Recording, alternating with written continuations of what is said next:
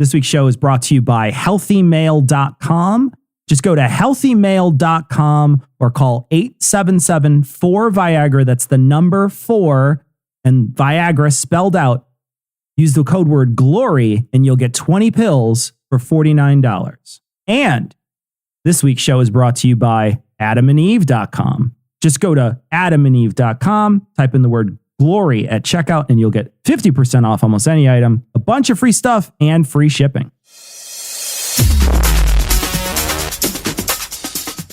Be advised that this show is not for children, the faint of heart, or the easily offended. The explicit tag is there for a reason.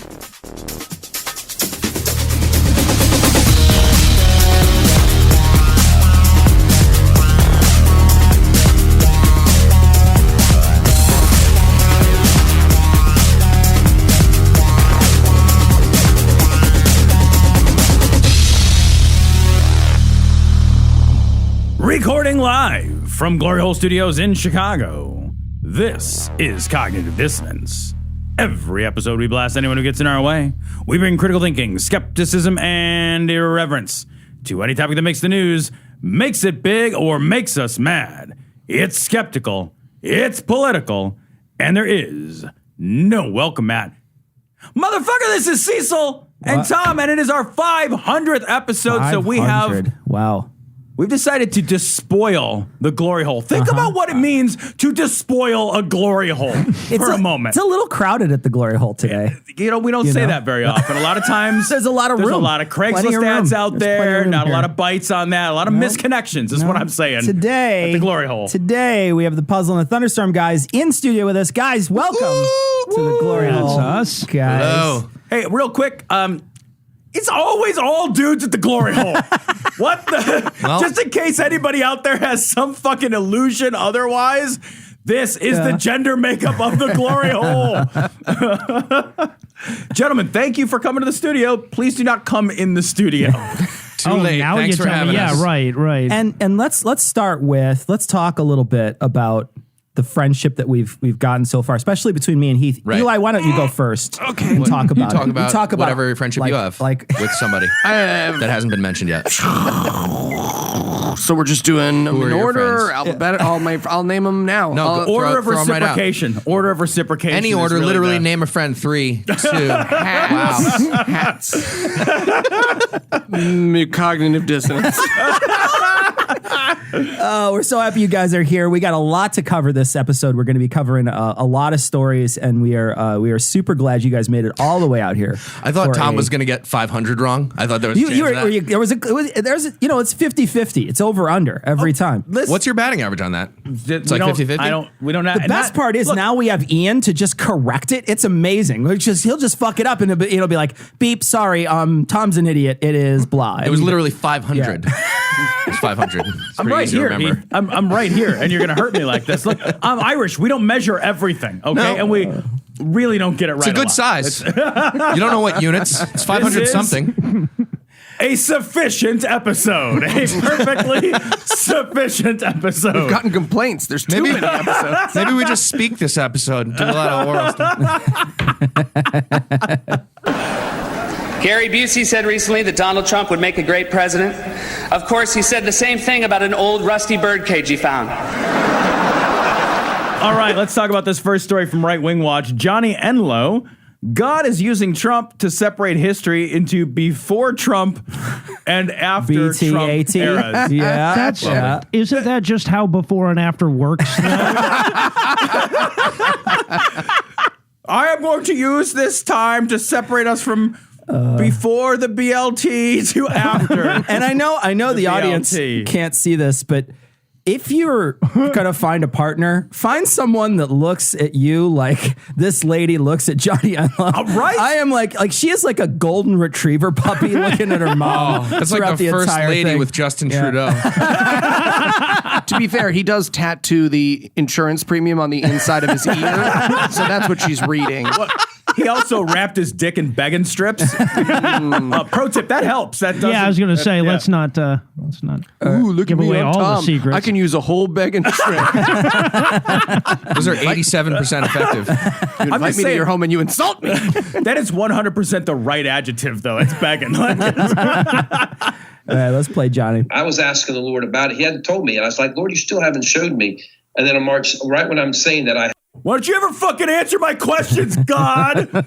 I've asked you all of these direct questions. Oh, omniscient being who has created all matter and light, but can't fucking get around to responding to my email. It's being withholding from this guy. It's weird that God would have that relationship with him. If you're not picturing Heath as God, you're missing out. Right? I don't like to pray. Okay, look, I texted you 15 minutes ago, and I know you're not busy. I know you're not busy. I saw the delivered thing. It popped in. I saw it. You're active on Words with Friends. I see the little green dot. Look, for God so loved spending time with the world that I don't want to talk about it. I have this. Oh, it's not an open vision, but it was a vision. Fucking open so it was a closed vision? It was a closed vision. Okay. I think, Now, we should point out that he pointed to the back of his head when he said it wasn't an open vision. Maybe there's a wound she's looking at there. An open vision is just the prelude to a divorced vision. And getting kicked out of your job vision. And in the vision, I see this circular mountain that goes up, and there's a path all the way up. And at the top is Donald Trump, and he's on a motorcycle. And okay. This is a wet dream that he's describing. Okay. First of all, and I know I'm focusing on the wrong thing here, but all mountains go all the way up. Definitionally. That's so true. We should have a guest pedant every week. That's amazing. It wasn't a closed mountain. It went halfway up, and then there wasn't, but there was a top. It was a Mobius mountain, actually. It was a real bitch to get up there, let me tell you. It's one of those MC Escher mountains. You're climbing halfway up, then you're back down it. There's a fucking gecko for no reason everywhere you look. I was trying to get to the inside of the mountain. I never ended up there. I was just on the same mountain outside. What is a circular mountain? Yeah, that's what he said too. It's like a circular mountain. Like, oh no, like it wasn't like a rhombus mountain. Like let's not get crazy. Like, don't they tend more toward the cone? It's like sort of triangular mountains is what I'm more familiar with. Is he just thinking of Epcot Center? Is he just thinking of Trump on a motorcycle on top of Epcot Center? And he's on a motorcycle, and he's making a lot of noise with it. And he has red, white, and blue bandana on his head. And so in an instant, I ejaculated. He's got one of those bandanas like half over his eyes, like suicidal tendencies. All I wanted was a tax cut. Just one tax cut. It wasn't hard for me to figure out what was being said. It's the only time I've ever, while seeing a vision, actually talked out loud, and I go, "Oh no!" Because oh no, I'm gay. I was like, "This means this is not going to be a peaceful exchange. This is not a peaceful transition we're going into. This is something more." And then I was brought in. I genuinely, though, I could think of a no more peaceful transition than Trump driving a motorcycle off a mountain. That would be pretty fucking peaceful. I like it. American history. Nixon flies away in a helicopter. Trump drives away in a motorcycle. Donald Trump, Baron Trump, when he's president, he just explodes on a big firework. Liz Warren just runs away. Beep, beep, meow. Yeah. Real close to the motorcycle, and it was triumph, which is further confirmation. And so I was like, Lord, as I'm saying that, the first thing he said is... Wait a minute. Is he saying that the motorcycle was a triumph? It was a triumph, yeah. That's how he knew Trump was going to win. Yeah, Trump was because gonna win. God is just not even fucking trying with these visions. Jesus Christ. A little on the fucking nose. Like, there's no explication required. Like... Can you imagine he drives away on an Indian? You're just like, okay, we've done that before. That's just redundant now. That said, imagine how hard it is to be God and send this guy a vision he gets. I sent him a Honda. They did internment again. I don't know. It's weird. He said, I tried the burning bush thing. He set his wife's pussy on fire. I'm having the worst week. He is going to save you from things you don't know you need to be saved from yet. Syphilis. He said, don't know. That's a nice untestable thing, though. Yeah. Yeah. Right. Oh, yeah.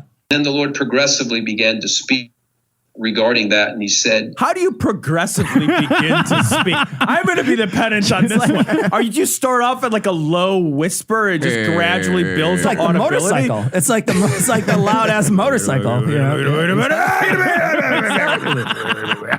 This time in the presidency is going to be a hinge of the ages. And a hinge?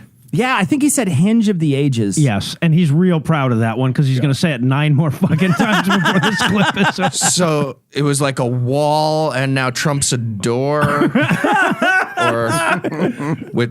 That's a weird pick. Okay. Be known as before Trump and after Trump because of the way I'm going to use him. I'm using him as a Trump card, but I'm the Trump card. Oh my! It's a Trump card. He's going to trump his opponents. Right. That's a word, so you can use it in a sentence. What the? He's talking about God. What? So in his head, God needs to like use special winner cards to win a game where the cards need to work out for God. Yeah, reverse. God didn't just create everything. Skip. Draw four. It was a no Trump in bridge. This fucks up my whole thing. You have to call the game one. You can't call it uno. Not in this kind. Not in this kind. God's version of a skip card is childhood leukemia. Pick 4 is Octomom. I got 2 of them. Fuck. Hard player. And so your nation will be known as before Trump and after Trump. And he said the nations will be known as before Trump, after Trump. And the Lord, it was like, he said, I'm really not interested in your all's vote this time. I'm doing it. I usually give you all that option. This time I'm not. This is a rescue. Whoa. Okay. We got it. Okay. So Tom and I have talked about this a lot since the last election, and many of the Christian the hard right pundits, especially the ones that talk about politics, have been saying Trump won the election because of God. Tom and I can only figure out 2 ways that that's possible. One, God just changed all the votes and didn't matter what you did. God just changed all the votes. He didn't change it to a popular vote victory. Exactly. He wanted to hedge it, make it look not suspicious. Exactly. He wanted to cover his tracks. Or the second option is he just changed people's minds that we're going to vote for Hillary, but they just went in and they changed because they're blaming it on God. Is there any other option other than he changed their mind or he changed the votes? Like I've got one. What if he just divinely created a bunch of Russian propaganda? I don't know. Maybe it was Ukrainian propaganda. How do you know? Rescue operation from heaven. This is a moment of the ages. This will go down. This time period will go down. Is he doing Movember really badly? It's the saddest end of, wow. As a before and after AD, but BC AD. BC, that's the one. He did not know for too long. He wasn't sure. Is he confused about the BCE thing? You think that's what he's confused about? I can't imagine that this guy gives a rat's ass about being nice to Jewish people when he names the year. So no, I think it just took him that long to remember which letters we use. Because if you watch it, you can. I don't live in them times, y'all. I don't need to write that one on the check. Because you can see him figuring it out. He's like AD or pre something. Hinge, Trump, Triumph, then Planet Batat. Depending on what terminology you use now. I don't know that I disagree with him. I do think we're going to look at the world and be like, there was a time when things made some fucking sense. Yeah. And then there's after that now where we all live in an increasingly nightmarish dystopian hellscape from which we cannot escape. Tom, half the people in our audience, more than half probably, have penises. And I'm going to say it's more than half, the Cecil. other bit like them a lot, I'm sure right? A good percentage like them. And it could be that some have them and like them, and that's fine, right? We're not judging. I was going to say, like, I have a penis. Yeah. And I got to say, I'm not pro my dick. I am absolutely pro my dick, too. Yeah. And if you're pro your dick, you should check out Healthy Male. You should. Just about every man over the age of 25 has experienced some sort of erectile dysfunction issue. And for some, it's more than just occasionally. So now you can avoid the time and the embarrassment of going to the doctor to get ED drugs like Viagra or Cialis by just calling Healthy Male. HealthyMale.com has been around helping men discreetly for over 20 years. They've prescribed almost 3 million prescriptions. They do it all online. There's no need to visit your local gas station and buy some of those phony snake oil treatments. That shit doesn't work. Doesn't work. It's literally, it's like 5-hour energy for your cock. It's totally not worth it. Just because the name of something is horny goat weed doesn't mean it's going to do anything to your dick. Exactly. There's a reason drug companies are like, we found a thing that helps your dick. If the horny goat weed worked, they would put it in a capsule and call it something. Right. Yeah. Most orders are shipped in a day with discreet packaging right to wherever you're at, your home, your office, hotel, vacation destination, FedEx pickup location. I will say this. Wait, like eventually when they get the drone thing, you could be banging someone in your car and just call Healthy Mail. Right. And then you just get a drone delivery. You just look, please hold. Yeah. just look. We're going to take a cuddle break. I will say, please hold works so well during foreplay. It's amazing. It's amazing. The best part, unlike most companies online, there's no subscription service that you have to cancel. HealthyMail.com will only ship your pills when you order them. It will never automatically charge your card every month. So it's blue pill, not blue apron. Is that how it works? Is that how this works?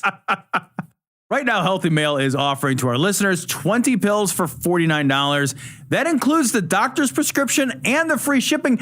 You've never gotten a prescription for anything that cheap. No kidding, right? Like you can't even get the prescription, much less the drug. Like the doctor's not seeing you and saying, here's how to fix anything for $49. Are you kidding me?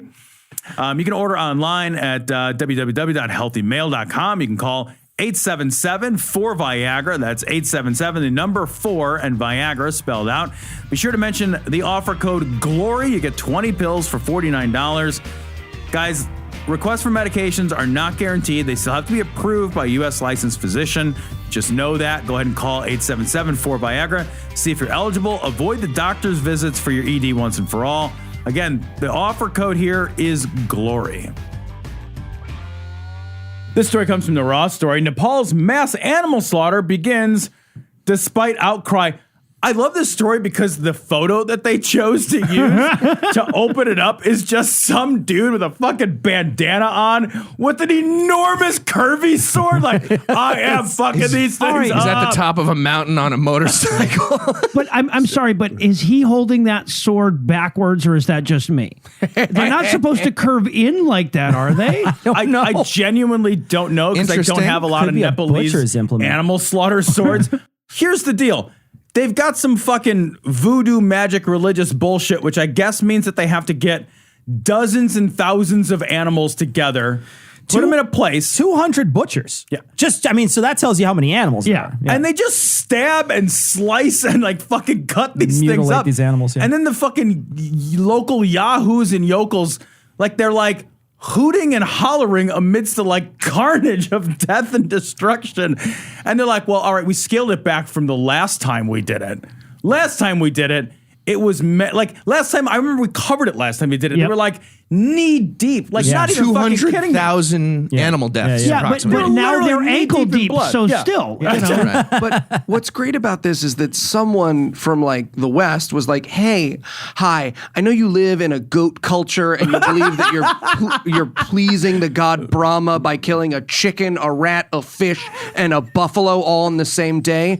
But there's a white lady who got mad in between her yoga classes and we need you to tone it down. Well, right. Because let's be fair. Like, okay, I live in South fucking Georgia. My niece, I shit you not, hunts deer with a crossbow.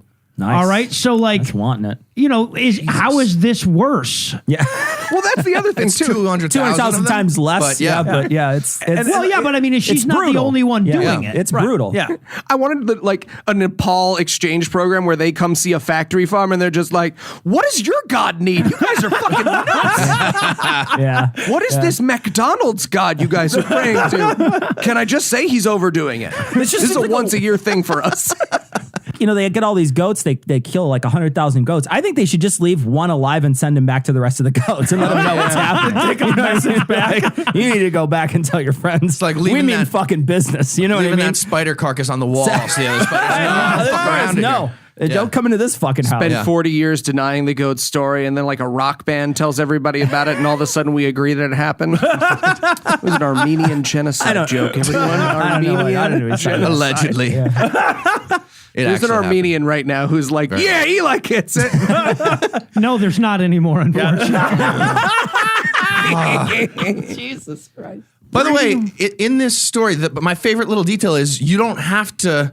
They pray. So, like, the people go to this thing, they pray to the God of whatever, and they're like, I pray to you, and my butcher friend's going to kill 3 goats for you. Yeah, you do it in proxy, yeah. Right. Yeah. One guy out of, like, the billions of people that go to, I don't know, a lot of people go to this. One guy was like, I actually prayed, and I'm freeing 2 pigeons. And the fucking headline, the story just really drills into that guy. They're like, see, they're not all bad. But if you're allowed to do that, what's everybody else doing? If you can pray to the God by being like, I'm freeing a goat, one guy can't just be like, I'm canceling the festival in honor of the goddess. What's the arbitrary number with 2? At one point, too, they say that it, like Eli said that they wind up killing a goat, a rat, a chicken, a pig, and a pigeon. Why 2 nuisance animals and 3 livestock? Like, why that choice? Why that? Yeah, if they just stuck with the rats, I think we'd shut the fuck Nobody up about would care. it at least. Like, whatever. Exactly. Yeah. Can you guys do this in New York City, maybe? Exactly. Do it in Chicago. This is Nepal, Cecil. Everything's livestock. Do not, my friends, become addicted to water. It will take hold of you, and you will resent its absence. This story, so it's nice to just have no more faith in humanity at all. So we'll move from the 200,000 animals slaughtered just so that the sky was happy about it to this one, which to way is more objectively humans worse. slaughtered. Yeah. Los Angeles Times, he wanted to ban feeding homeless people. Now he's about to lead a federal homeless agency. Nice. So just to get the juice of the story, this is a guy who's basically, his stance before he was in charge of the homeless was like, look, we don't want to encourage the homeless to be homeless by feeding them. Because I guess if they're hungry enough, they'll go buy a house. They think that they're pigeons. They think that like they're like human pigeons. And if I throw breadcrumbs out to them, they'll come back tomorrow and I'll be real sad because I don't want to have to keep doing it. This is treating the homeless population like the bears in Yellowstone. It absolutely is. It absolutely is. It's like the fucking bison or whatever. I believe it was a great English author who said, if they're going to die, they'd better do it and decrease the surplus population. What do you mean that's the beginning? Well, this is a guy who basically became famous for pushing back against the housing first model of how to deal with homelessness, because apparently they needed to name the what if we put them in houses, wouldn't they stop being homeless thing? What is second after fixing? Like, once you do the first one, you can move on from the homelessness problem. Well, not according to this asshole. This guy feels like he's got some, like, housing fifth model or something like that he's promoting. Hunger first. We're going to fix homelessness with more hunger. He actually uses the word enabler. As like giving homeless people food, you're being an enabler, like as if they're an alcoholic, they're a foodaholic, and you're enabling their eating. You give a homeless guy a house, that's just Heath. I'll tell you right now. Well, you know what they say: give a homeless guy a hammer, and he'll beat you to death with it for not giving him a fucking place to live. You asshole! I want to read the Trump quote from this because I love it. Oh God. We have people living in our best highways, our best streets, our best entrances to buildings. Nobody lives on the bad highways. What I want though is a Twitter account that rates entrances to buildings. Like 10, 11, much entrance. Like that would be amazing if that happened. What I love is that this man manages to say that in order to try to drum up sympathy for the roads and building entrances, right? Real quick, the other thing, too, is that he's not criticizing government spending so much on helping the homeless. What he was criticizing was donations from charity to help and feed the homeless. Like, it's not even like, I don't want to use your taxpayer dollars for this. He's like, I don't even want you to voluntarily use your own dollars for this. Fuck them that hard. Yeah. The right is always like, well, the government doesn't have a place in fixing these problems. It's for charity to fix. And then he's like, well, what about if even charity got the fuck out of this problem? What about if this problem just fucking died? What if they just all froze to death? That's their fucking plan. Well, right? Because how else are you going to reduce homelessness without giving them fucking homes? Just kill them off. Yeah. Literally the quote right there at the bottom of the page there. It says, no one has got out of homelessness just because they got fed. That has never happened. So you get out by starvation from homelessness. Like, it works itself out in payroll is his fucking plan for homelessness. It's like Chronicles of Riddick. You got to kill a necromonger to get out of homelessness, and then you can take their place. That's how it works. He is now, and like, let's be clear, like, he is now the guy nationally in charge of this problem. He's going to take their coats. Like, that's going to be the thing he does next. He's just going to be like, it's a national coat check. And they don't give you a slip. So you're just walking out like, I didn't get a slip. Well, we don't know where your coat is. I'm sorry. Fuck you. Like, do you remember when we watched Wild Wild Country? Did you guys watch Wild Wild Country? Yes. Like, one of the things they did, like, they were like, we need more population so we can vote and, like, control the city council. And one of the things that they did is they're like, well, there's a bunch of people nobody else gives a shit about. Yeah, the homeless If we people, just bus them in and feed them, they'll give a shit about us. And that tactic kind of worked. Yep. Like, it wasn't a useless, ineffective tactic. It had problems because homelessness is rife with some other difficulties around mental illness and addiction and other things, right? But like, But they fixed that with free lithium. Oh, they definitely fixed Free it. surprise They definitely fixed it. They're like lifting their arms 3 times to see if they're asleep. It's like a fucking WWE ref. yeah, because they spiked all their Third drinks. time, they're like, yeah. One of those homeless guy comes out the top rope. It's just amazing that off the top rope. He's eating the top rope. Maybe we should have fed him before the wrestling They totally tournament. drugged all those people. It's the worst. It's so shitty about it. I'm not saying that they were good, but I am saying that was better than this. God. Yeah. Like, the bar is that low. Yeah, The you're bar right. is like, You're right. well, what about if we involuntarily drug them and then manipulate them for our political At whims? least they'd be That's fed still and housed, better, right? Right. Yeah. Well, I thought that the point of the church was to worship God, and the boy fucking was just incidental. No, it's just the other way around. The point of the church is the boy fucking. All the other stuff is just busy work. All right, so we got a couple of stories that are all interrelated because fuck, they are. So this one's from CNN. For a year, Catholics have pleaded for this bishop to resign. He finally did. And I read the headline for that story, and then I read the story. And at first I was like, cool, finally somebody resigned. And then I was like, oh, he was like 74 and is forced to resign at 77. He basically like took an extra 2 years of vacation. Yep. Yeah. That's the big punishment. Is like, guys, if you really push me hard, I'm going to stop working a handful of years earlier and with no extra punishment.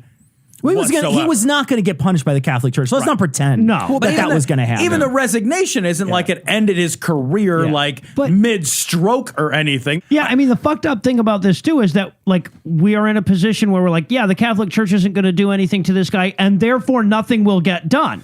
Right? Don't we have a whole team of people whose job it is to punish criminals? Yeah. That's the thing, is they say Catholics pleaded with him to resign. No, grown-ups caught him fucking kids, and then they were like, well, so he wasn't fucking kids. He was moving people around like a chess piece. He had a list that he wasn't telling people about, right? Right, yeah, I was going to say, he probably was fucking kids, but we don't know that he was fucking kids. But yeah, he had a list of people that were fucking kids, and when they said, hey, give us a list of any lists you have of people that fuck kids, he gave them some of the list he had. And then one of his aides was like, I saw a list of like 80 more people and released it, and she's a hero. When you think about how often this happens, where they take one priest, they'll move him around, and they're constantly sort of obfuscating these guys who are doing horrible shit to children, and they only seem to care when they get caught. They only when it costs the church money is when it starts to become a deal, because before then, who gives a fuck, right? Well, nobody cares, and there's nobody prosecuting them. Nobody does anything to these guys. No, and the guy had a fucking list in his closet, and what's more, he's not the only priest with a list like this. Someone in Rome has a list of the lists of the rapists at this point, and we're still not doing anything about it. Like, I think they run into the Excel problem of like final rapist list, final, last one, booty shark. Like, at what point are we just going to decide like this is a criminal enterprise and not a like what more you kind of wonder if they're just like, what more do we have to do? Look at our history, look at our present, look at what next steps do we have to take before someone's like, okay, all right, full stop evil. Like, we can't use the RICO Act to take these people down. We can't do anything. Instead, we're just like, well, those churches have a lot of nice stained glass. Have you guys ever been in one? Beautiful. Yeah, and here's the fucked up thing is that like when the blowhard Alex Joneses of the world are trying to make up the worst thing they can imagine that the Democrats or that Hillary, whoever is doing, they come up with the Catholic fucking church, right? Yeah. They just put it in a goddamn pizza place. I did just grow a great conspiracy theory. Are you ready? I'm ready. Yeah. The Catholic Church is a test from God. He was like, hey, Peter, here's the thing. You send down secret instructions, just fuck kids. And when they finally destroy you, I'll come back with my son and we'll have nice things. And instead, he's just up there being like, what? Why do they have a thing at universities? Yeah, God was like, I thought this would take an hour. I've been up here just fucking picking my ass for 2,000 years. I thought it'd happen. I thought I'd dip out for a quick sandwich. You know what? Jesus turned the car off. No, I'm telling you. I want to keep it warm too. All right, new test, new weird signal for the test from now on. We did it. That was a little too extreme. I don't know why we picked that. I will say, I think we're burying the lead in this story. The guy who's replacing this bishop in Buffalo is named Scharfenberger. And that seems like the story to me. Most terrifying part to me, besides the obvious terrifying part, this guy's like, yeah, all right, I'm resigning, but, you know, I'll stay on as long as you need me to, like, train my replacement. Oh, yeah, right. Like, what are you going to train him? Like the shell game? Institutional knowledge. You don't want to lose that. All right, so I run these summer camps. All right, so we have he's this not even game going to we know play. where all the lists are if I'm not here. Booty Shark 8? Was it 8? But now I'm picturing like when you shadow as a waiter. So he's just sitting behind while he's paying off some 7-year-old's parents, writing down, this is an unfortunate incident, but one that happens all too often. Do you want me to do your roll-ups while you're doing this? I just want to get it. You have to sign them up for the loyalty program. Sign them up for the loyalty. Get the kid's phone number. I got the weirdest punch card, but this is a great job. This is And we actually stole the one from this yogurt hut because the image still kind of works. You know what's funny is It's like a little kid licking an ice cream. It's slightly suggestive. Am I right or am I right? the weirdest thing about this punch card is they're all free. Yeah. So we don't. Well, not exactly, because the Catholic Church is paying $4 billion. Is based on a new wave of sexual assault lawsuits. And like, I do think that the only way that, because clearly justice is not going to be served in the criminal realm, right? This is not going to happen. Every once in a great while, somebody gets caught, they get thrown away, whatever, they get put away. But it is incredibly infrequent. Like the only way we solve this problem is to hit them where they exist, right? This is a financial organization. Yeah. There's no way you can call this a moral organization when you're like, well, that dude rapes people. I don't know. Put him in New Jersey to teach summer camp. So all they are is a financial organization. Is the only way to stop them just to fucking bankrupt them diocese by diocese? Yes, I would say. Yeah. Okay, I mean, good. you know, Move on to I the next don't story. know that it's going to work, but I think it's worth trying. Yeah. Well, and I know that there are some states that are starting to treat them that way, right? A couple Yeah. of states are saying we're going to go after them hardcore, and we're going to try to make sure that we punish them as much as possible. And Jersey is one of those states which has given birth to something truly beautiful. It's ambulance chaser TV commercials for did child, you get yeah, raped? Yeah. They have, They're in Jersey. They are. It's literally they're like, call 800. You got hit by a car yesterday. But they're like, did you get fucked in the butt last summer? Call our number. Or J.G. Wentworth? Well, I wasn't saying it because I don't know. There's like That guy's a lawyer. There's a lot of confused people calling like, yeah, but it was fine. Like, I just didn't know I needed to report it. But what's great is it's all of these Jersey ambulance chaser lawyers trying to do the like, did you get fucking fucked in the ass? Gross. That's on you. But I can get you money. At the law firm of McKinney and something Irish. I fight for you. They mentioned them in this article, and I couldn't get over the fact that, you know, think of how often people get injured in car accidents, and these people like that's what they're looking for is that business. It's gotten so prolific that there's enough people out there that they're like, we need to target them with a television commercial. Yeah, right. Getting into a car accident, being exposed to asbestos, being raped by a Catholic fucking That sounds like priest. Jersey, actually. It's true. That's how they take the citizenship test there. Isn't this one of those moments where you look around and be like, this shouldn't be a market opportunity? Like, we shouldn't have so much child rape that it creates a market opportunity. Yeah. Somebody's like, okay, weird business plan. Hear me all the way through. Well, yeah, there was a pitch meeting, right? Yeah. Right. They were all sitting around and they were just like, JG, this car chasing stuff, I don't know. How long is it going to last? Smart cars. But you know what never goes out of style? Getting fucked by kids or fucking kids. Yeah, sure. Well, and so here's the fucked up thing about this story to me, right? So this $4 billion number, this is an estimation based on 8 new states that have either relaxed or gotten rid of the statute of limitations on child rape. So they're going to have like basically they're having a statute of limitations holiday in New York, for example, for like 2 years where you can go back and sue people. Yeah. So what that means is that they could have gotten rid of the statute of limitations on child rape, but instead they decided to put a pause on it or have some kind of half measure. Why would you ever have that fucking statute? Yeah. And it's like a holiday, which is an upsetting word for that, too. Yeah. Well, and you also, are all the cards for that belated? Like this. You don't want the foot dragging rape victims coming forward. Like, oh, there's paperwork. I don't have stamps. Right? You want the ones who care they got raped. This is $4 billion worth of money, and I was thinking to myself, I was like, that's like 1/5 a border wall. You could probably wall up every single priest in America for $4 billion. Wow. Like individual, like Casca of Amontillado style, wall them up. It's in here. There's one or two stadiums. We can just put them all. I think we should try Cecil's idea before we reject it. Also, I saw a stat in one of these articles. The average payout is $350,000 per victim since 2003. So do that division on $4 billion. What the fuck? Also, that's way too low, is it? Yeah, not? right? Hey, I think you should be allowed to pay $350,000 and rape a guilty priest. Like if that's the number, then that's the number going back. That's the number, right? That's how it works. So, Tom, right now, our sponsor, AdamandEve.com. And AdamandEve.com, I just want to mention, if you like to fuck. If you don't.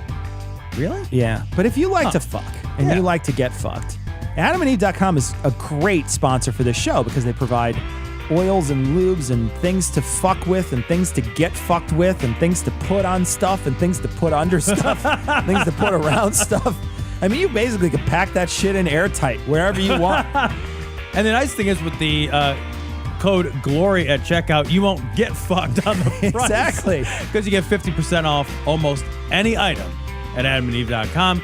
You get a ton of free gifts. You get free DVDs. There's something for you, something for her, something for both of you guys. No sex swing right now. Yeah, no sex swing. But free shipping. Free shipping. You get to swing it out to you that way instead. You get free. All you have to do is enter Glory at checkout. You'll get all that stuff. And fucking has never been so fun. So here comes to Right Wing Watch. Augusto Perez, if you oppose Trump, you need fasting and prayer because something is wrong in you. Okay, we just got to listen to this shit. So one of the things that we did this year, because we were just finding ourselves doing too much Trump stuff, you could just do it like the entire show. So we decided to like try to keep Trump in one little section. But even still, all these religious people, that's all they talk about. Yeah. How do you guys get? You guys just have to deal with it because I know that Scathing tries to stay a little bit out of politics, at least somewhat out of politics. How do you guys get around that? I mean, every single one of these guys is always talking about this stuff. Yeah, well, we basically have to do the same thing. What I have to do a lot of the times is I look over the headlines we're doing and I'll be like, all right, maybe somebody's fucking around in China or something. Go looking for the non-Trump stories, especially because we also do a politics show that's going to be 99% about Trump as well. Right. Maybe somebody's fucking around in the Ukraine. Nope, that's him. That's him. All right. All right, spin the globe again. Spin the globe. Uzbekistan, fuck you. Nope. All right, here goes. London, no. Here's Augusto. This is not about a man. This is not about a party. This is not political. This is spiritual. And I have to tell you this because if not, I would be a liar. I would be a hypocrite. So I have to tell you this. If you hate this man, if you hate this president, If there's something in you that you hate this man, I strongly counsel you to go on a fast. Yeah, because if I'm hangry, I'm going to dislike him less. Like, if I fucking skip breakfast, I'm like ready to stab somebody in the fucking eyeball for a sunny side up egg. Like, you eat a Snickers, you turn into Matt Gaetz all of a sudden. You don't get to interrupt me now. Prayer and seek the Lord with all your heart, because something is wrong in you. You have been deluded, you have been blindfolded, and the enemy is having his way with you. All right, so all you need so far is a safe word and a nice afternoon away from the kids. Snickers. You're gonna have a good time. No Snickers, because he's saying fast, right? He's saying fast. Also, 9.5 Weeks remake starring Augusto, Perez, and Matt Gaetz. Yes, please. 9.5 Weeks was a movie about sex before porn was on the internet, young people. So, you know, we all jerked off to it. It was fun. Let me give you a piece of advice also, okay? Though, if you still hate Trump, forget about the man himself, the personality. Okay, hold on. I'm willing to hear this part of the advice out. Because nothing in the world would make me happier than forgetting about Trump. Shit, right? Like, if I could find the part of my brain, surgically remove it that has that word and the image of his bloated neck skin embossed into my fucking hippocampus forever, I would excise it with a fucking ice pick every day and twice on Sunday. I love how quick the guy he's with is to say, yes, forget about, oh God, please forget about the man. Right? Every Trump supporter, as soon as it comes up, we can ignore all that, can't we? It's the disclaimer that literally every single pundit, the far right pundits all say. It's like, well, you just got to take away Trump himself, and you got to take away these actions that he's doing. You got to take away because he's from God, and you just got to take it. You know, you can't be counting all these things against him. We hear that. We've been hearing that for 3 straight years. Yep.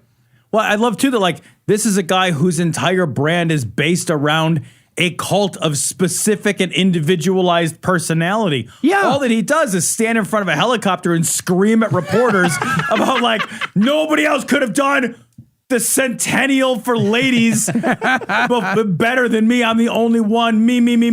And then the other guys are like, all right, ignore him specifically. And you're like, there's nothing else. It's not like you can look at his policies or anything. Well, look at all the things I've gotten done. When you have some extra time, you'll, okay. I can almost count to 100. Not exactly, but I can ballpark 100. That's pretty good. I made a lodestar. He's a guy who thinks that... This is a guy who thinks that Elemento is one letter when he sings, you know? Forget about it. Focus on what he stands for and what he has done. And here you go, Noah. Here's what he's done. So let's focus on what he's done. Right, but apparently this Augusto Perez thing has mistaken him for fucking Batman. Listen to the list of shit he's done according to this guy. I love, too, that, like, focusing on what he stands for. The man is literally a metaphor for racism and homophobia, misogyny, and xenophobia, and misogyny. Like, that's the worst thing you could do if you want to, like, cheating at golf. Yeah, exactly. Right. It's like the worst. Driving on the green with your cart. Fuck you. He's a metaphor for the worst, most debased, garbage, shitty parts of us. And he's like, focus on what he stands for. Focus on the well-done steak and the ketchup. Think of the omelet station. It will guide you home. Anymore. Is that the worst thing he's done? The worst thing has drive to be on the green. Steak and ketchup. Well, that's pretty fucking bad. I'd rather eat a well-done steak with ketchup than drive my cart on the green. If I had to pick I would rather drive a fucking A1 Abrams across the green than eat a steak, a well-done steak with ketchup, or even watch somebody else do it. Tom's just driving his A1 Abrams all around the golf course. More bitches! More!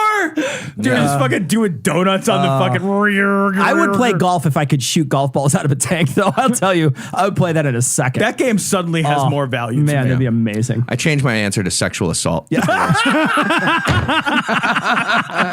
had to think about it. Thanks for thinking about it. Every time we get together, we're going to rank them. I mean, you're going to rank it. Yeah. Because if you look at that, he is doing our father's agenda. He's tearing down the pedophile rings, human trafficking. What? The what? Pedophile rings. Is that like a weird game of jarts where you gotta throw the rings around a kid to capture them? And then Not the whole kid. you can't play that game anymore. They've recalled that game. Unless you're in the church, I guess. Then It's maybe. a weird event in American Gladiators. Pedophile rings. Yeah. But that one American Gladiator is like crazy good at it. Weirdly good. He's really good. Well, they allowed it in his home country. That's why. Yeah. He's retiring now. Yeah. It's fine. The Vatican City was his home country. Drug smuggling. He's also coming against abortion. He wants Okay, maybe we want to rephrase coming against abortion. Yeah. That's how you end up needing the abortion. I honestly, I think that might be what's in his tax records is how many abortions he's written off. Wait a minute, are those write-offs? Yes, they are. If you pay for somebody else's taking medical some expenses, notes. Oh. yeah, it's Wow. always a write-off. Yeah. Gosh, we need a guy to do these taxes for us. I'm my telling you what. Oh, you know when Noah says a smart thing and then I think a stupid thing because of it? Now in my head, I'm Don't we call starring in that a scathing movie. atheist? Yeah, exactly. Now in my head, I'm starring in a movie about a guy who writes off all of his taxes by just going around the country paying for abortions. get rid of abortion, all of it. He has already defunded Planned Parenthood, and they're fighting him tooth and nail. He has appointed many constitutional judges, 2 Supreme. Man, I need you to be way better at saying the word constitutional. Constitutional. Too many T's. Are there non-constitutional judges? Yes, actually, Neil he's Gorsuch. found a few of them. Court justices. He is bringing this nation back to righteousness. Or Wait a minute, hold on. Is appointing Supreme Court justices supposed to be an accomplishment? Like if somebody retires, then that's the thing he has to do next. Yep. Well, unless, of course, Mitch McConnell is running opposition on you. Yeah. Fair enough. I guess Yeah. it would be an accomplishment, but it shouldn't be an accomplishment, and that's structurally broken. trying to. He has given the Christians a voice. He's protecting the Christians. He's protecting the churches. Finally, the Christians have a voice. He is stopping all these Muslim terrorists from coming in. I mean, he is doing the will of the Father in this country. Yeah. Fred Trump, the Nazi. That China has total respect for Donald Trump and for Donald Trump's very, very large brain. All right, so this week in Trump is we got 4 stories. Do you have a theme song? We played. So when Ian does it, he does have like a whole theme thing he does. But when I'm mixing the show, I just play one clip. I'd like to improvise a theme song. Go ahead. Oh, there's something. It's This Week in Trump. Ian, if you could take that and just like digitize it. I want you to work on it if you remix can. it. Thanks, buddy. Use your Grammy. Yeah. I can't believe that was just boom off the top of It was your head. amazing. Right? All right, so I didn't even realize that Rubba Bee Bubble Bum rhymed with Trump until he said it. Fucked it up. So Trump, who slashed taxes by $1.5 trillion, is pushing cuts to food stamps. Audio of private Trump Tower meeting reveals how Donald Trump won over evangelical leaders. Trump caught on microphone congratulating himself about his Trudeau attack. That was funny when I said that That's guy's one of my face. And Trump claims Americans have to flush the toilet 10 to 15 times as opposed to like one single time. We're going to cover the less crazy stories first. Which is the less crazy one? Yeah, I'm a little confused The less on that crazy subject one. either. The less crazy one is that how he won over evangelicals.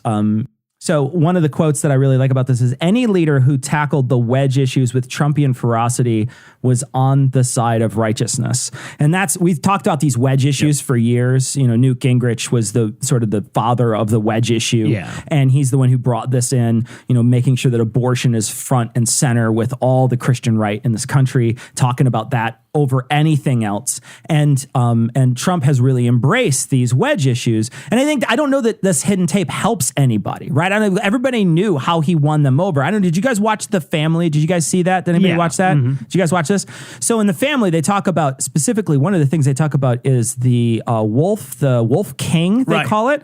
And the wolf king is someone who you don't care if he's Christian or not. You just want him to be a bulldog for your issues. You don't give a fuck about what his fucking personal morality is. Right, and this all comes from the fact that the early Hebrews always got their asses kicked basically throughout their entire history. They got their asses kicked. So then the person that kicked their ass would get their asses kicked by somebody else, and they'd go, see, that was us. That was us.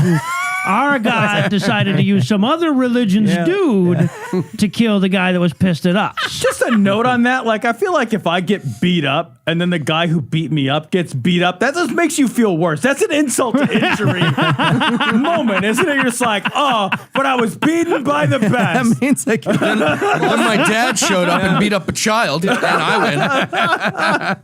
Also, too, he's pushing for cuts for food stamps, and this article I think goes to a really good examination of not only is he trying to cut away these programs, which they call entitlements, right?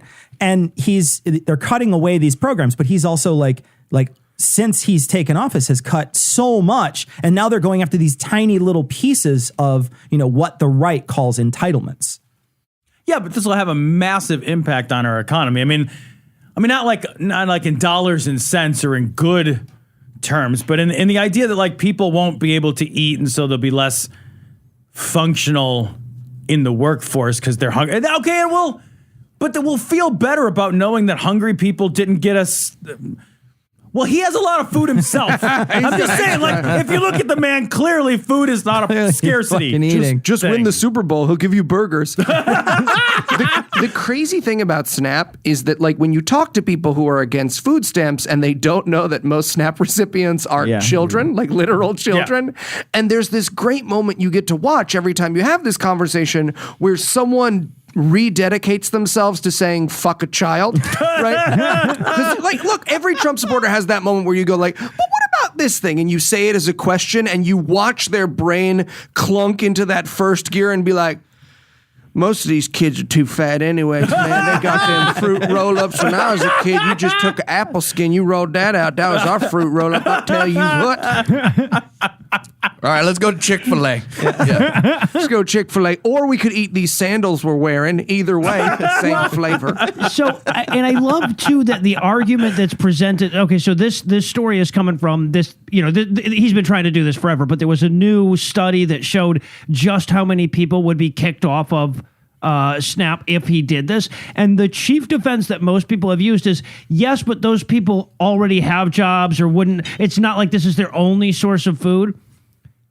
You think that makes you less of an asshole? Yeah. But they still have some food. Well, kudos to them. Well, also it's like, well, those people have jobs. It's like, that's the whole point. Yes. Like, that's worse. Like the guy who doesn't have a job and it's like, I don't have anything at all. We're just like, well, that guy's like, I'm working and I'm still poor. Wait, that's how fucking broken the goddamn system is. It's that somebody wakes up and they go to work and they're like, I don't have anything left over and I'm working real hard for it. We've talked about this before. It's like, if I'm going to be fucking poor and have to accept assistance and like get shit on by everyone everywhere I go, at least I don't need to be fucking exhausted at the end of that. Yes. You know how I got poor? I got hired by Walmart. Right. Yeah. That's how I got poor. And then Trump went and cut corporate taxes on places like Walmart for a huge amount of money compared to this tiny amount that they're going to save here. Exactly, right? So dumb. And what's weirder is the people who are like, fuck that guy, are statistically that guy. Yes. So he's just sitting there in a mirror being like, look at you, you fat lobster buying son of a bitch. No, I work on the night shift. I can't sleep because the dreams will chase me back into the real world. Fuck you.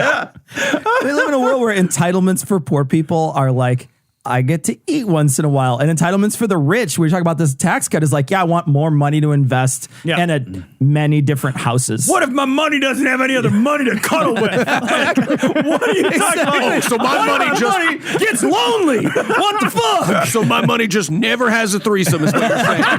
It just goes through life without ever having a threesome. My wife can't get her boobs upgraded, and you expect to eat a sandwich you bought at, ironically, Walmart. My neighbor talks shit about my dogs. I'm a libertarian candidate for president. Can we go back to the picture of Trump at the top of that story for a second? Can we just dwell on this for a second? Let's talk about it. Look at so you guys ever go to like a cocktail bar that does a lot of old fashions? And there's the orange with the little peel part? Yeah. Does that not look like what's happening there? Little like chunks out that are just all white and pithy, and then the rest. No, it You looks seriously like took my favorite drink and just made it. Did I ruin old You fashioned? just ruined No, it for but- everybody. All right, so let me do something different with it. Have you ever been in like a really old car, like with the bench seating, and it's starting to crack a little bit at the edges, and some places the stuff is missing entirely, and you have the sub seat going on? That's his face. His face is the sub seat. Quick question. And your car's a Nazi. Do you ever have a friend who takes pictures of their baby too early? That's what it looks like. Oh, you should have waited a couple of weeks for that squeezing to wear off. Isn't it true that your nose is supposed to continue to grow through your life? Is the rest of his face just extruding out past the nodular region? Yeah, his cheeks are like a Play-Doh fun factory at this point. For real. It's like that house that's been painted too many times and the plug isn't, you can't even see it anymore. I don't know. I have moments of empathy at moments because I feel like Trump. Hear me out. We all know a shitty Trump, and no one accidentally made. Russia didn't accidentally make our shitty Trumps in our lives president, right? Like your guys' former boss and my shitty former boss. Nobody was like, "Hey man, now the whole world's going to pay attention to what you have to say." That I feel like I have a slight sympathy because he should have just died on top of his secretary, and instead he has to go to jail for grown-up crimes. Like it just seems like a lot. Let's talk about Trump getting made fun of by other world leaders. What happens is there's a camera that's far away from the world leaders, and they're pointing mics at them, and they can only hear a couple of things. One of them is Justin Trudeau saying, and then he just called a press conference like randomly. Like, why would you do that? And everybody around him laughing. And Mark Cohn's there, and Boris Johnson's there. Yeah, Boris Johnson's there too. Who's like if you're getting laughed at by Boris Johnson, that's like you going to a podcast convention and David Smalley is making fun of you with other people. Like it's so embarrassing. Cognitive dissonance walks like this. But in any case, but it's also, and I love this so much. It's also Trump's goddamn nightmare, right? Yeah. That as soon as he's out of the room, all the other world leaders are making fun of him, and he actually got to see that. Yeah. As if you didn't love Justin Trudeau enough, right? But like, there has to be like, he's surprised, but did he think he walked out of the room and all the world's leaders were like, man, he got us. Oh, that guy's fucking killing it. He's crushing it out there. Did you see him grab my arm and pull me like that? he started me like a fucking lawnmower. Did you see that? This is a guy who doesn't know that the rest of the world is like, oh God, how many more years? Yeah. How many more years can America stomach this? But like, they make fun of him, and he's like, later he like tweets out a thing like, Justin Trudeau is two-faced. And then later he's like, that was real funny when I made fun of that guy that made fun of me. He's like, are you somebody else? He's like, hey man, how about when I said you're two-faced, huh? You know, booyah, booyah! Oh, dude, you hear my sick burn? oh, let's do it again. Okay, you be Justin Trudeau. I'm gonna be me. I'll be me. My favorite joke. Hold on. You're going to love this, Eli. My favorite joke that I saw, it's not mine, but someone on Twitter had posted that picture of Justin and Melania and Trump. And it's when Melania's turning just perfect and the camera catches her just gazing at him, like looking at him all like lustfully. A real man. I don't know if you've seen if you guys have seen this, but I'm sure the audience has seen it. And someone had tweeted a photo of that and said, which one of Justin's two faces do you think Melania would like to sit on? And someone in our fan page had the best answer, and their answer was the black one. I thought that's what that joke meant. Oh, amazing. I just read the first part. I interrupted you. Go ahead. No, I now in my head, I'm formulating that like Trump is constantly coming to other people and being like, so did you hear? Did you hear? Like, cause we all know the guy who like tries out a catchphrase. He's like, they call me the bomb. Huh? What do you say? Can I officially put the bomb on my little NATO nameplate thing? Can I do that, Tyler? So, but that's the thing is that I don't know if you guys have read the book that the anonymous op-ed writer. No, not yet. I haven't read it. But that's exactly what the fucking book says, is that yes, he does that. Like for like a week and a half, he sees a graphic that he likes about something, and that for a week and a half, no one can get him to talk about anything except for the Game of Thrones sanctions are coming tweet. Oh my God. Right? So yes, that's exactly what happened. Every conversation with him is probably him saying, hey, you remember that time I told you about that story where I asked you if you remember that time, that's every conversation you have with him. That is the least surprising thing I've ever learned about Donald Trump. Because it's something he says all the time, like, nobody else could be as great as I could be as great as I am. So great. Did you see me great? So good. Trump is just one forgetting to cover his mouth cough away from being a toddler trying to tell you a joke. So anyways, I said to her that she could, that I would. All right, we're going to play this clip now. This is Trump claims Americans have to flush the toilet 15 times as opposed to once. I love that he has to put as opposed to once, right? So that we understand the context of 10 to 15. I know how many times you're supposed to flush a toilet. He's the type of guy, though, that would like finish dropping like a fucking major deuce and walk out and call the maid to flush the toilet. I want you to look at done. it. He just throws her the keys and walks out. What are you doing? I made a boom boom. I made a boom boom. He's bending over, touching so he could wait to get wiped. Yeah, all right. Mr. Trump, why does your poop have a keys? Just pull them around. At what point are you just like, okay, I just need more fiber? Yeah. Like that's not. This isn't even a low flow toilet. Like I just need more fiber. Oh gosh! All right, so this is little deuce coupe. This is done. There we go. Done. We have a situation where we're looking very strongly at sinks and showers. What? Why? What's happening in your life? Okay. And what's the weakest you can look at a shower? And did this all start because someone was like, Mr. President, we've been really concerned about the toilets. Why don't you check that out for a little while? You know how Mexicans are getting in? The plumbing. Don't worry, Tyler. I'll keep an eye out. There's some. There are like families in Flint, Michigan who are like, yeah, we've been asking for this for a long time. If you can take a look. And other elements of bathrooms. Oh. Where trans people are inside of them flushing our toilets again and again. Elements though, like is he talking about the medicine cabinet? Like, what is he talking about? You know how you go into someone's house and you open the medicine cabinet and then they've got that vagina stuff and you think, ew, gross. Like that's an issue for her. And then it changes the way you see her as a person. And you're constantly sniffing around her from that point on. You're just like, now I can smell it. I think I can smell it. You thought it was perfume, but now you realize it's a medication. What world are we living in where someone just could be like, flush your toilet, it's the police. That was 14. Yeah. One more time. you turn the faucet on in areas where there's tremendous amounts of water, where the water rushes out to sea because you could never handle it. Sorry.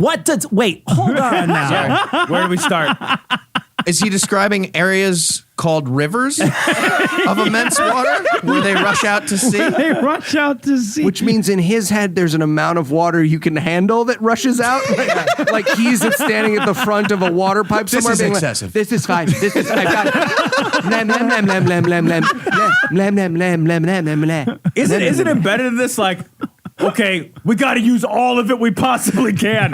What if we didn't use some of the available fresh water immediately on silly shit? That greedy ass sea would get it. Yeah. And you don't get any water. You turn on the faucet, you don't get any water.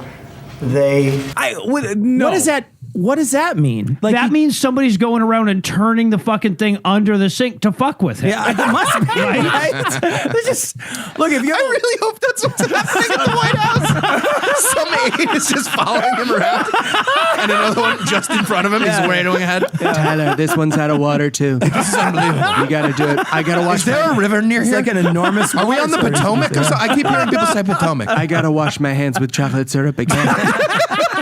Also, we should point out this video we're watching. You can see Anderson Cooper. He's just asking with his eyes why he's not allowed to kill himself. Andy, baby, I'm so with you. Yeah. Like, you wanted to be a reporter, and I wanted to be a podcaster, and now we're just like, maybe the president washes his hand with chocolate. Who knows?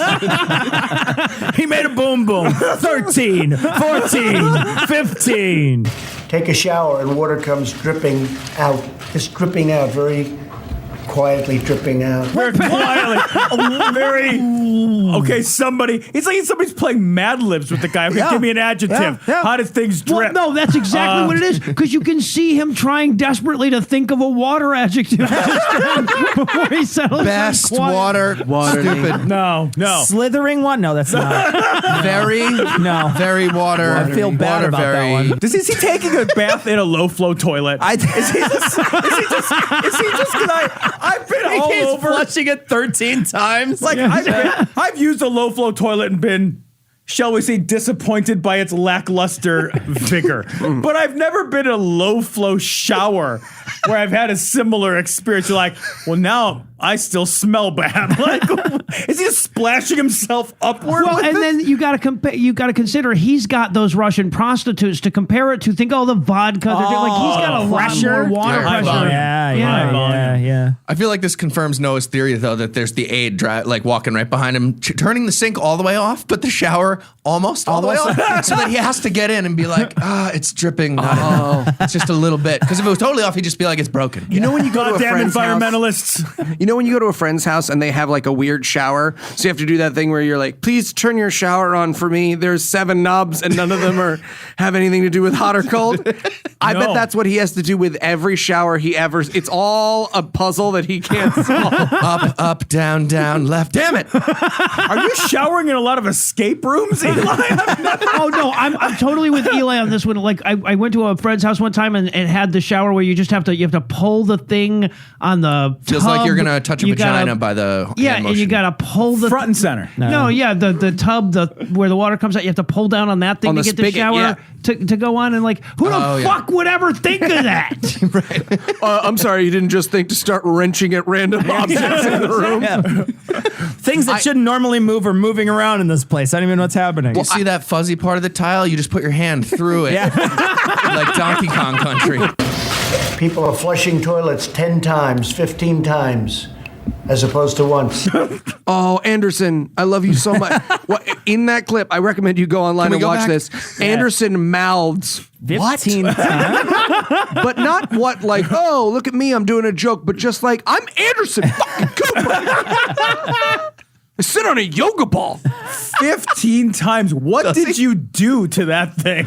You know, 15 if times? it's 15 times, you know he's like gone out of the room and got a coat hanger to cut it up so he can like get it to flush. He's like got a mandolin out there and he's slicing it into little. I'm 8 or 9 times and I'm looking for something to bail it out the window. Are you fucking kidding? He's got his mixer, his stand beaters, and he's just mixing it up to try to get it to flow. Getting stiff. Yeah. He's just like, nope, not there yet. Here we go. You gotta keep going on this. Yeah. What are you, flushing a hooker down the toilet? Like, what are you doing? Probably. It's like, I'm done with her. She already peed on me. I'm just gonna shove her in here. They end up using more water. So EPA is looking at that very strongly at my suggestion. Wait, what are they looking at exactly? Okay, we have a very good friend that's a scientist at the EPA, and I absolutely guarantee, 1, she is not looking at this very strongly. God, no. 2, if she got a memo to look at this very strongly, she would fucking kill herself on Facebook Live. And do I have this right? He's suggesting that places with too much water should flush more to solve that problem. Yeah, right. Like, that's what he's saying.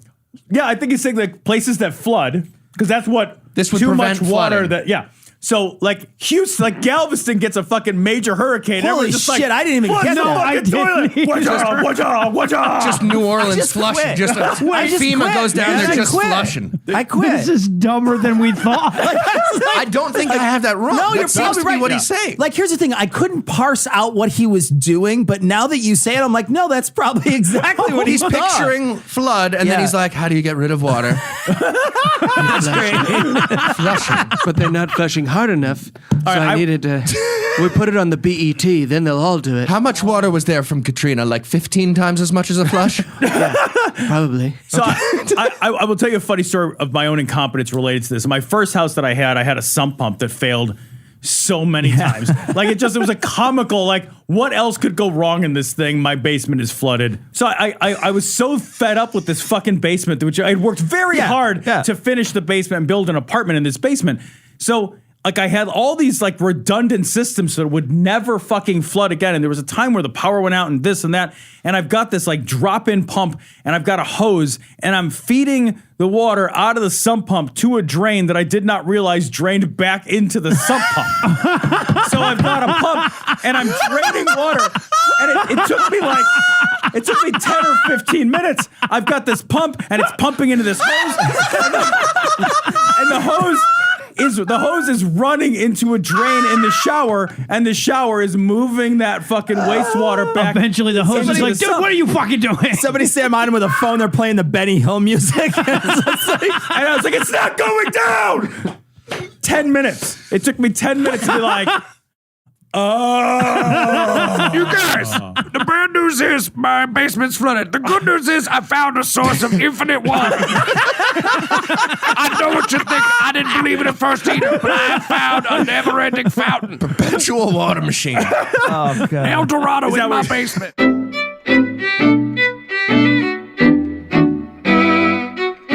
So that is going to wrap it up for episode 500, but we still have plenty of tape of the Puzzle and the Thunderstorm guys. We talked for a long time, so they'll be back on episode 501. We will have them back, basically playing all the tape that we recorded today for the following Monday. So you're going to want to tune in if you're a fan of their shows. We had a great time talking to them about plenty of other stories. Like we say, stay tuned for next week. We want to congratulate them for an amazing job raising a bunch of money. Like we said, we say it in the next episode, but we raised $300,000+. The final figure came in, and that's a whole lot of money to help a whole lot of families. And we want to thank our audience. That's for doing amazing. That. Yeah.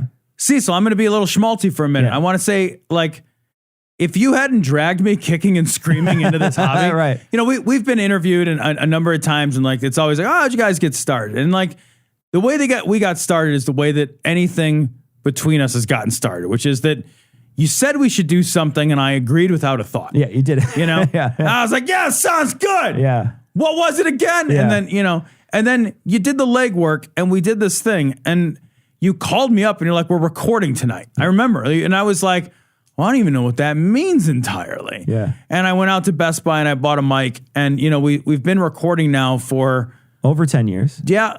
It's funny because like I look at my son. I saw my son today. He's 12. He's coming up to 13. Yeah. And he was a brand new kid. He was a baby. He was a baby. A newborn when we started. Yeah. So we've been doing this a long time. Yeah. And we would not be doing this without you. Like if you hadn't suggested the idea, and if you hadn't kind of dragged me kicking and screaming every step of the way, and this show is definitely like, it's changed my life for the better. I'm a better person because we do this show. And I like 500 episodes in, I'll pause for a second and I'll say publicly, thank you for it.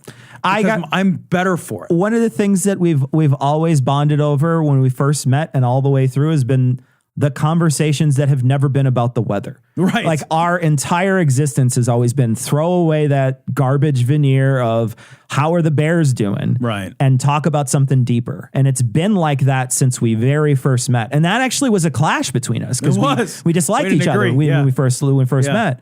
And when we started talking and hanging out and bonding over some very deep topics, it became important to me to have these conversations, right? Yeah. And so we were having these anyway. Right. We were having these conversations all the time. And it's fun to go back and hear us change our minds. It's fun to go back and hear us have epiphanies that seem so obvious. Rudimentary now. You're like, I'm embarrassed than I once was. Yeah. But it's fun to go back and hear that stuff. And it's made our friendship very close for a very long time. And it's been a wonderful thing to work with you on this and turn it into something more than a hobby. It's not a business because both of us are not, we're not employed by the show, but we have an employee that we pay a lot of money to. Yeah. And that is, part of the team. We have a space where we go to. The show is very different from when we first started, which was, an office chair and talking into a microphone headset that, and that's the nature of podcasting. And we've had a lot. I think we've had a lot of fun along the way. We've traveled the world, and we've had a lot of great conversations. And here's to 500 more. 500 more, buddy. Yeah. Thank you. That's going to wrap it up for this week. Be sure to tune in next week. Puzzle and Thunderstorm, guys. We're going to be reading email next week. And we want to thank everybody for sticking with us for 500 episodes. We're going to leave you like we always do with the Skeptic's Creed. Credulity is not a virtue. It's fortune cookie cutter, mommy issue, hypno-Babylon bullshit. Couched in scientician, double bubble, toil and trouble, pseudo quasi alternative, acupunctuating, pressurized, stereogram, pyramidal, free energy healing, watered downward spiral, brain deadpan sales pitch, late night info docutainment. Leo, Pisces, cancer cures, detox, reflex, foot massage, death and towers, tarot cards, psychic healing, crystal balls, Bigfoot, Yeti, aliens, churches, mosques and synagogues, temples, dragons, giant worms, Atlantis, dolphins, truthers, birthers, witches, wizards, vaccine nuts, shaman healers, evangelists, conspiracy, doublespeak, stigmata, nonsense. Expose your sides. Thrust your hands, bloody, evidential, conclusive. Doubt even this.